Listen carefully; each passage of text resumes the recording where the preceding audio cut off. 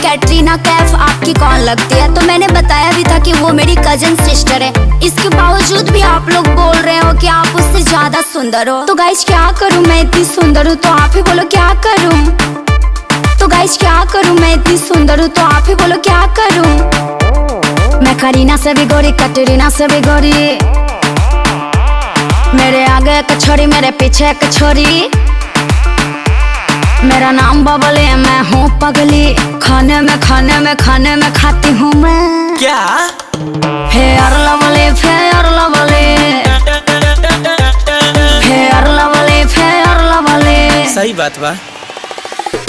कल हम इनको देखे हैं, लोचन इनका नहीं रेखे हैं। सही बात बा। ओए fair lovely, fair lovely, fair lovely, fair lovely. चिकला चिकला,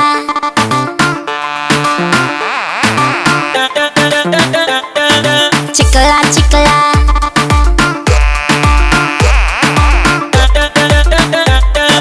चिकला चिकला।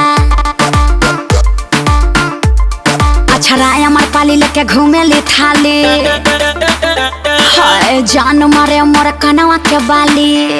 हाँ जी, अच्छा राय हमार पाली लेके घूमे ली थाली। जान मारे मोर कनवा के बाली। गोर बनी चित चोर बनी, देखे में लागे ने दूधवा के छाली। तो गाइस क्या करूं, मैं इतनी सुंदर हूँ तो आप ही बोलो क्या करूं। तो गाइस क्या करूं, मैं इतनी सुंदर हूँ तो आप ही बोलो क्या करूं।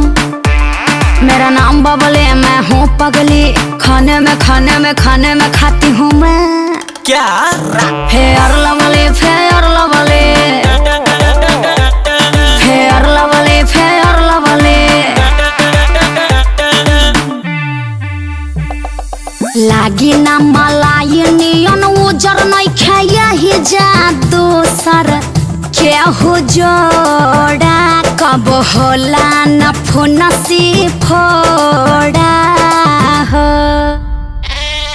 अखिया हमारा नूरानी जैसे बिसलेरी के पानी। मोरा घघरा राजा सथानी हो। मेरा नाम बबली, मैं हूँ पगली। पानी में घोर के पीती हूँ मैं। क्या? Fair lovely.